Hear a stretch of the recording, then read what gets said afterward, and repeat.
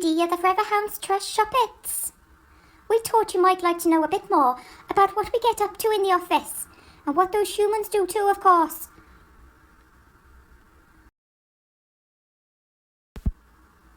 The office is in a lovely spot in rural South Oxfordshire, with lots of nice doggy walks, and sometimes a pheasant.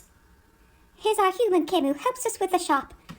We're always so keen to get to work, she just can't keep up. We love going in on Mondays, because we know that lovely Lou will be there, and she can't resist sharing her lunch with us. Lou, tell us a bit more about what you do. Hi everyone, hope you're well. My name's Lou Tilcock and I'm the Supporter Services Manager for Forever Hounds Trust. My main jobs are to deal with our database. We have over 11,500 supporters, which a lot of you are on there. And I also deal with our friends and sponsors. I deal with getting new friends on board, as well as renewals, and the same for sponsors as well. I also deal with talking to a lot of our supporters as well, which I really enjoy doing, and I'm sure I've spoken to many of you over the past few months as well. I also deal with our 50/50 club as well. If you guys have anything you need to know about our database or any questions for our friends and sponsors, your renewals and memberships, please do let me know. Thank you so much. Have a lovely day. Bye. Thank you, Lou. That was grand. Now, who to talk to next? Oh, Sue. Tell us what you do. Hello, I'm Sue Rees. I'm the office manager, and that's pretty self-explanatory because here in Oxford I manage the office. So make it a safe, comfortable and efficient base for us to provide services for all you out in the field doing the hands-on dog stuff. What may be of most of interest to you is that we have a photocopier and a printer that does A3, A4, black and white colour, and we can laminate as well, so pretty nifty at signs and posters and things like that. We have a franking machine, mainly for sending out merchandise, but we can do small mailings as well from the office. I look after all the incoming posts, so probably opened a letter from some of you in the past, and deal with all the thank yous and receipts for the raffle income and the paper-based appeals. And I help Lou out, who you've already heard from, with logging these on the database so we can monitor where the money's coming from and track the effectiveness of it, and Lou can claim back the gift aid and all sorts of things like that. I also answer the office phone several days a week, which is always a mixed bag and you never quite know what's going to be on the other end. So I may have spoken to you as well. And I look after the stocks of paper publications like legacy leaflets and back issues of Talking Hounds and things like that, and send those out when required. And also the office stationery, so any headed note paper, compliment slips, envelopes or anything like that, and basically looking after the office to make sure we're all happy here. Thank you, Sue. Oh, postie alert! Oh, sorry, got distracted. Where were we? Ah, yes, lovely Sarah. She wasn't here to be interviewed, but she wanted to say hello to all you fabulous volunteers and share what she does. So here you go. She's a busy lady. She also helps me and Edie with modelling some of the merchandise in the shop. We love it when she brings her dog Honey into the office, although you can see she's no sight hound. Right, on to wee Kim. Kim helps me and Edie run the shop. She's always sourcing new products, dealing with suppliers, looking at the figures and fulfilling our shop orders, because we get the sellotape stuck on our paws. Look at all the lovely things we have to sell. If you're ordering merchandise to sell at events or for homing, don't forget to use the right code, else Edie gets proper muddled. Wake up, Edie. No time for snoozing yet. We've got 2 more people to interview. Come on. Hello, I'm Laura the Lurcher. I'm stepping in for Andrew because he's gone off on holidays, but he's left me a big long list here to tell you how important and busy he is. So this is what Andrew does. Quarterly VAT returns, management and year-end accounts, accruals and prepayments, authorises the weekly payment run, finance-related queries from managers, reconciles CAF receipt, don't know what they are, manages the finance assistant, supports the treasurer with financial information. Gosh, this is boring, isn't it? Oh, hang on. Here's the important bit for you volunteers. Andrew looks after all the van paperwork. So if you've got a problem with your van, Andrew's your man. Laters. Thank you, Laura. Love your hair. Right, let's go talk to Naomi. Hello, I'm Naomi Everts. I'm Head of Fundraising, so I deal with obviously everything to do with getting the cash in. That includes working with our corporate partners, looking after our major donors. I write online appeals like the Big Give coming up in December. Also look after our payroll giving, online giving, tribute and in-men giving. And I also write our monthly Hound Highlights newsletter, which I hope you're all signed up to. Do let me know if you'd like anything to go in there, because we can push your events in there. And another exciting project we've got coming up very soon is contactless giving. So when you guys are all out and about again, we will be able to take donations without using cash, which will be great post-COVID times. So if you've got any fundraising ideas or you need any advice, please get in touch. Thanks, Naomi. Right, finally time for a quick tour of the office. We'd love you to come and visit us. We've got an events room bursting full of kit you can borrow. We've got a lovely meeting room. We'll even make you a nice cup of tea. And if you really don't want to wee behind the bush, we've got all the facilities. Rightio, come on Edie, home time. We hope you enjoyed finding out more about the office. I certainly liked being a rovering reporter. Rovering, get it? Ho-ho! On behalf of the Shopettes and the whole of the office, I'd like to say a huge thank you to all you lovely volunteers for the amazing work you do. You're awesome! Right, off home to put our paws up. Bye!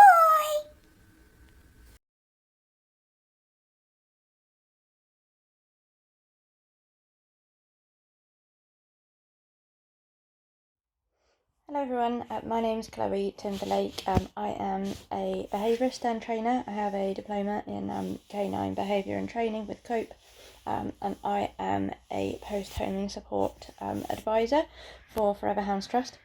I joined as a volunteer earlier in the year, around January time, after having seen an advert online, and I decided to get in touch. I really wanted to partly put my skills to good use and all my knowledge, and I also was very keen to help out a rescue, particularly Sighthound rescue. Sighthounds, lurchers are very close to my heart. I have a lurcher who is now approaching 15, and my mum has a lurcher too. At the moment I don't have room in my life for another rescue dog, whether that be to foster or rehome. As we have done previously, so I really wanted to be able to help out in some way. So Forever Hounds Trust has given me a really great opportunity to do that. So after a brief induction in January, and so that I got to learn the ropes, I've been given my first few cases to help. And these dogs are dogs that are placed in homes by Forever Hounds Trust. Some of them have been in their homes not very long at all, and some of them have been in their homes for a number of years now. So what I think the aspect that I really like about Forever Hounds Trust is that there's no time limit on support that is given to a dog post-homing, so that support is for life. And that is definitely something that I wish I had as a new lurcher owner, indeed a new rescue dog owner, many years ago. And I think it's really of value to help dogs stay in their homes, to reduce the amount of dogs coming back into rescue, and to give owners that little bit of hand holding, especially if they're first time owners or new to Sighthounds, greyhounds for example. So as I said, I've had my first few cases. Generally as a whole, someone is put in touch with me, I contact them, and there's a minimum of 3 catch-ups, quite often more, so they will be by phone or over video call, with email catch-ups sometimes in between. On the whole, I arrange to speak to people every fortnight just to check in, see how things are going, unless they need me a little bit more often than that. So the variety of cases I've had so far are quite sort of wide-reaching. So I've helped a few dogs with aggression towards other dogs and reactivity. I have helped dogs that have quite a high prey drive, as to be expected for the type of dog. So one in particular was very, should we say, overzealous towards other dogs on the beach, and that was quite concerning to the owner. And I'm pleased to report that with that particular case, we've made loads of progress. The owner feels that she doesn't need my support anymore, which is fantastic. They're doing really well. And then, yeah, I've helped other owners that need generally a little bit more hand-holding with a variety of issues. For example, leaving the dog alone, how to cope with the dog out and about on walks, etc. So I think that Forever Hounds Trust provide a really, really valuable service in this respect. And it makes me very proud to be a volunteer for them, knowing that this support is provided to owners, and that, you know, hopefully owners can stay, dogs can stay with their owners for a very long time and be happy in their homes. Okay, so we're sitting here in this wonderful garden here at the centre, which I think for those of you that saw it the other day, it was probably filmed when it was raining. So just to put it in context, that's here, it's in the sun. And Deborah's volunteered for a number of years for Forever Hounds Trust and has just taken on the community fundraising role as well on a volunteer basis. So tell us a little bit about why you volunteered for Forever Hounds Trust. I have volunteered in for a few years. But normally in undercover volunteering. So my first soiree with volunteering for Forever Hounds was that when we adopted our beloved and belated Freya, who died only sort of the Christmas during lockdown. We were very blessed to have her after the 23 years of owning lurchers. She was another amazing lurcher that came into our life. But she was the first one that came through GRWE, now Forever Hounds Trust. And what we used to do to raise funds for Forever Hounds Trust was, for 6 years, we used to holiday a friend's lurcher, and for a period of time we also fostered him. And in exchange, what people would do would give us, well, they would send donations straight to Christine Hake for the job done. So it was a bit of a hands-off volunteering when it came to the rattling tins. We just sort of said, we'd take care of your sight hound and treat them as a family member, and you just send the money to Christine however much you want. So did that for 6 years, and then when my children were born, we were a bit occupied, so we didn't get too much done. But then when they were 2, it was a good excuse to have a party. So for their first party, we ran a little party at St Catherine's Priory in Exeter, and it was the precursor to Pooches at the Priory. And we had a little train, and we invited lots of friends. And we also had our first Forever Hounds Trust tin, and we raised some money for Forever Hounds Trust for that particular birthday party event. And then the next year, when they were 3, it was another excuse to run another dog show. The first one we didn't do a dog show, but this one I decided that it would be great to have Forever Hounds Trust actually involved in it, because we didn't have much football. It was in the friendship circle. So I persuaded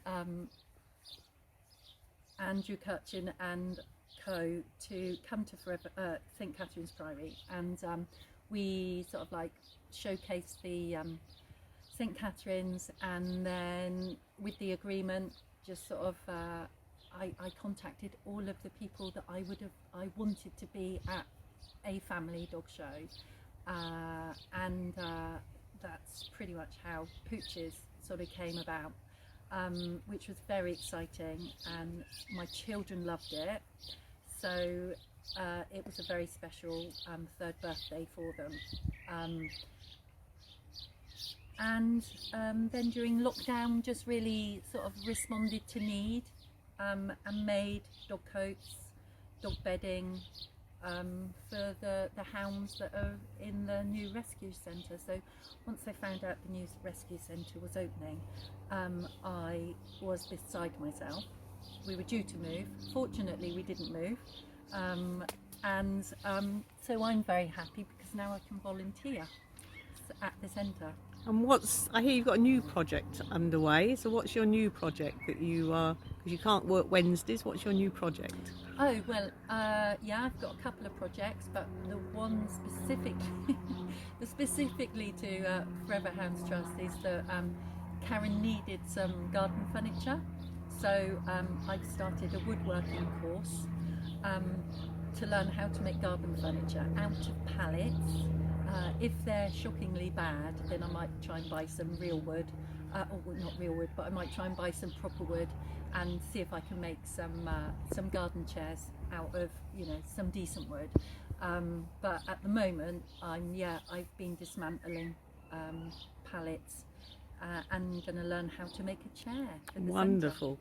Now, I always think volunteering is a win-win situation. I always think it's a win for the organisation and a win for the volunteers. So what do you and your family, it sounds like, get out of volunteering? I suppose any volunteer, normally they have a personal connection to a charity, and sorry, I feel a bit emotional. Oh, I'm sorry.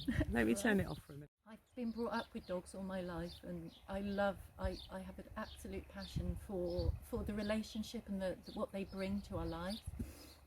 And we met our first sight hound 23 years ago, rescue sight hound, and we know the breed totally suits us, and I love the way that every hound that comes into our life gradually reveals itself, and but also it reveals something to us as a family about ourselves, and they give us so much love, and they draw us back into nature, constantly reminding us how simple life should be to bring so much joy. So volunteering for me is to make sure that as many of those hounds who are blessed to come in contact with Forever Hounds Trust will actually get the love and the care they need in order to find the right home, because God, if they're matched to the right home, those animals spread so much hope and joy to their families. And I think that's what's important to me about volunteering. It's such a personal thing to do, but it's also about a celebration of the things that we hold most dear. Lovely. Thank you ever so much. And I am sorry I upset you a bit. So. Kathy, making me cry. Okay, thank you. That's Thanks. okay.